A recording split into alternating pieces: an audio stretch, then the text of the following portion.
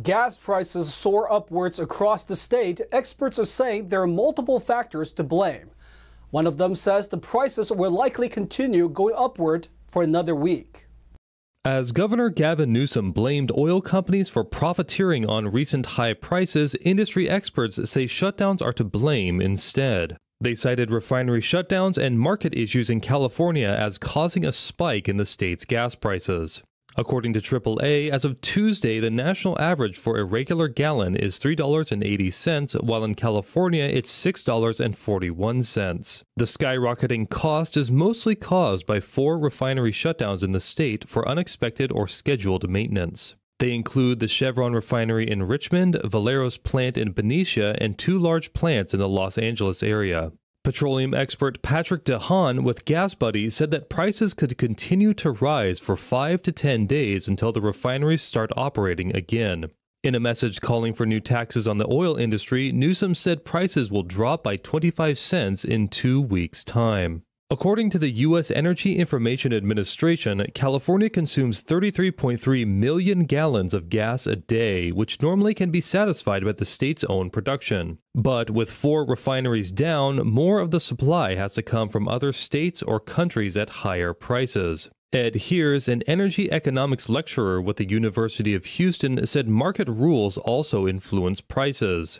He said that the California refineries and gasoline markets are not regulated. Everyone is raising prices to compete for fuel, and those costs are being passed on to the consumer. Kara Green, spokeswoman for the Western States Petroleum Association, said, quote, "Despite bans, mandates, and other policies that can increase energy costs, our members are doing all they can to produce and refine more energy and fuels to keep up with demand." DeHaan added that another factor that could push future gas prices to rise is drawdown and refilling of the National Strategic Petroleum Reserve. President Joe Biden's administration has withdrawn nearly 200 million gallons of oil from the reserve since October 2021. If the administration decides to restock the reserve, it could cause the prices to rise again. The Los Angeles Police Department is handling less than 1/3 of calls relating to mental health.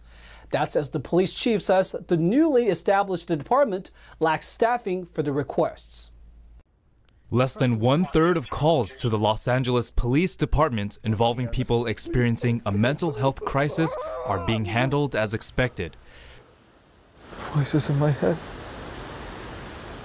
they're telling me to end my life. That comes as the LAPD put in place a program last year to dispatch a mental health response team to certain calls. The unit is known as the System-Wide Mental Assessment Response Team, or SMART. Of more than 31,000 calls related to mental health received, only 10,000 were responded to. Previously, SMART units were used as secondary responses. Police Chief Michael Moore told the Board of Police Commissioners that the department lacks the proper resources and staffing for all the requests. The SMART team is at most able to handle between 20% and 25% of calls, according to Moore. He said, quote, "By no means are we handling even the majority of cases with those multidisciplinary teams." The SMART team currently has 76 of its 81 positions filled and is seeking to expand by another 19 positions in the next fiscal year. To handle more calls, the LAPD partners with 2 outside agencies, D.D. Hirsch and Urban Alchemy. 2,300 calls were diverted to D.D. Hirsch for those in a suicidal crisis or undergoing severe emotional distress. 1,239 calls were diverted to Urban Alchemy for people experiencing homelessness. Last week, the Los Angeles County DHS director said that approximately 90% of COVID-19 positive patients in 4 DHS hospitals were not hospitalized because of the virus. This news comes shortly after President Joe Biden told 60 Minutes that the pandemic is over. During a Los Angeles Board of Supervisors meeting last Tuesday, Catherine Ann Barger-Liebrich, a Republican member of the board, questioned the percentage of actual COVID-19 admissions versus patients who tested positive while hospitalized for another ailment. And then on the number of COVID-19 inpatients, and you may have said it and I apologize if you did, and so you may have to repeat it, what percentage were admitted for COVID and what percentage were admitted and then tested positive for COVID?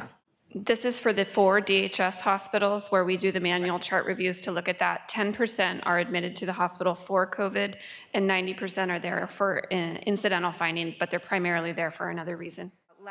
Galley was presenting data from the last 180 days on the number of inpatient admissions at the 4 DHS hospitals. Her comments were consistent with the recent data reported by the CDC, which showed that COVID-19 deaths and hospitalizations have continued to rapidly decline. On September 18th, President Joe Biden responded to a 60 Minutes question about the trajectory of COVID-19, in which he replied that the pandemic, quote, is over. He said, "We still have a problem with COVID. We're still doing a lot of work on it, but the pandemic is over. If you notice, no one's wearing masks. Everybody seems to be in pretty good shape, and so I think it's changing." The CDC has also continued to remove various COVID-19 restrictions and has revised its guidance around the virus. Bill Thomas, NTD News, Los Angeles. Controversy has stirred after officials at one school have decided against flying a police-related flag at football games. The team flew the flag in the first place to honor police officers who responded to a campus shooting. Santa Clarita's Saugus High School football team has flown a thin blue line flag since 2019. They've flown it since then to honor the law enforcement officers who responded to the deadly school shooting on campus that killed 3 and wounded 2. But a recent decision by the football coach, and later reinforced by the district superintendent, to no longer use this flag stirred up an emotional debate within the school and the community. The district superintendent, Mike Kuhlman, explained in a letter that, quote, "It's possible that some players on the football team might not be entirely enthusiastic about a symbol that is being used to represent the entire team." According to the LA Times, football coach Jason Bourne decided to not use the flag at pregame ceremonies, quote, "in deference to his commitment to inclusivity, kindness, and respect." Superintendent Kuhlman supported the coach's decision. He explained in his letter that the use of the flag has become controversial, but promised to explore alternative ways to show support for law enforcement. The thin blue line flag is a black and white version of the American flag with a horizontal blue stripe. Some argue it's a symbol of white supremacy, while others use it as a way to support law enforcement. Parents are planning to hold a protest at the school on October 7th. When there is a wildfire, many people have just one concern: get out as fast as possible. But what about livestock? A Bay Area county has launched a program to help ranchers care for livestock during wildfires. Santa Clara County started the Livestock Pass program that enables livestock producers to access restricted areas during wildfires and other natural disasters to check on and feed their animals. Okay, the Livestock Pass is very important to us. So if there's a wildfire and we can't get to our animals, they could be out of feed, water, they could have problems cabbing, and just their general health need to be checked every day. So a lot of these cows in the summertime are on well water, which the electric usually goes out in a wildfire. So we need to either move cows or haul water to them and just kind of check their general health every day. So far, the county has granted more than 40 livestock passes to ranchers who have participated in a mandatory CAL FIRE training regarding fire safety. Financially, we'd be devastated. We'd probably be broke, basically. Because our livelihood is these cows. This is what we do for a living. We have no other jobs besides taking care of these cows and producing the calves. The Board of Supervisors approved the program in July after Assembly Bill 1103 was signed into law in October 2021. The program grants limited emergency access to livestock owners and managers so they can get past roadblocks and visit the ranches and fields where their animals are sheltering in place. Roads are often closed surrounding wildfires to protect public safety and prevent interference with firefighting operations. But having a livestock pass does not guarantee access to areas that have been evacuated or restricted. Emergency personnel have the discretion to grant or deny access depending on conditions. The pass may not be used for anything other than caring for livestock, such as checking on pets or collecting household items. A breakfast was given in Southern California where attendees, ranging from mayors to an ex-member from one of the most known mafia families in New York. NTD's Jackie Reels went to learn more. A mayor's prayer breakfast is being held in Irvine, where government, religious, and civic leaders will gather for the purpose of praying for America's leaders.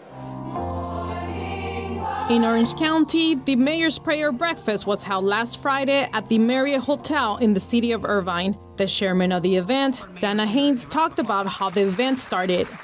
This is our 57th anniversary of the event. It started with just Newport Beach, and it's now grown to all of coastal Orange County. The event is modeled after the National Prayer Breakfast, which started in the Eisenhower administration back in the early 50s. Every year, the Mayor's Prayer Breakfast features a keynote speaker. This year was an ex-mob member from the Colombo family, one of the top 5 New York mafia families. He spent around 20 years in that life and became a target for law enforcement, with more than a dozen arrests, and was even indicted by Rudy Giuliani. I've visited countless prisons and juvenile halls. I devote a lot of my life to young people and trying to get them to turn their life around, dissuade them from the gang life, the street life. A lot of those people I've had an impact on, those younger people, guys in prison. It's amazing, you know, the impact that we've had on them. And it really inspires them to say, you know what, if he can do it, I can do it. Every mayor's city also took turns to say a few words. They called on people to set aside differences. We see these days, you know, it's easy to point fingers at people, point out their faults, but it's not easy to collaborate and work together. And that's the real job that's done in leadership. It does show that when we come together as one body and that we focus on helping and supporting each other, we are stronger together. One commonality among the mayors was how they took pride in their city. It's a city of inclusion. It's also a city of great compassion, where we care about each and every person who lives and visits, the winners and the losers, the people that... Another mayor shared why this event is one he doesn't miss. I don't talk about my faith very often. This is the one exception I make every year when I come to this event. It's something I hold very close, and as an elected official, you don't have many things that you can do that with. Others acknowledge that there is a need for the government to not infringe on people's rights. We as a government seem to have lost our way in the United States, and that we're no longer protecting the rights of man. We're looking to shape behaviors. We're looking to govern. We're looking to no longer represent our people and to protect human rights as we see them, especially in this state. I think it's important for us to understand that rights are God-given. And in our republic, our job as public officials is to protect those rights for our citizens. They know government isn't working. They need something, a higher power. And they are calling on us not to forget them and to remember to pray for them throughout the year as they govern their cities and try to lead their cities. They know they need extra help, a little heavenly help there. The local mayors attend the event. It is non-political and doesn't endorse a political party. Jackie Rios, NTD News, Irvine, California.